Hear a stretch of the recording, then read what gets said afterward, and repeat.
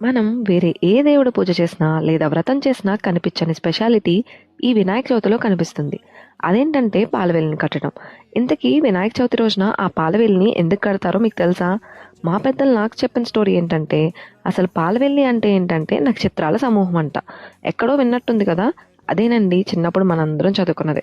సోషల్లో Milky వే లేదా పాలపుంత అనే concept ఉండేది కదా. దాన్నే పాలవెల్లి అని కూడా అంటారు. ఈ పాలవెల్లిలో సౌర కుటుంబం అంటే సోలార్ సిస్టమ్, అలానే లెక్క పెట్టలేనన్ని స్టార్స్ అంటే నక్షత్రాలు ఉంటాయి. పాలవెల్లి అంటే పాలుపొంత అనుకుంటే అందులోని నక్షత్రాలు మనం కట్టే కాయలు, పండ్లు. ఈ పాలవెల్లికి వెలగపండు, మారేడుకాయ, బత్తాయిలు, మొక్కజొన్నలు, మామిడి పిందెలు, జామ, దానిమ్మ వంటి ఈ సీజన్లో దొరికే అన్నింటినీ కడతాం. నాకు తెలిసిన స్టోరీ అయితే ఇదే. ఇది కాకుండా మీకు ఇంకేదైనా స్టోరీ తెలిస్తే కమెంట్ చేసేయండి. నా వీడియో మీకు నచ్చినట్టయితే like, share and subscribe to my channel.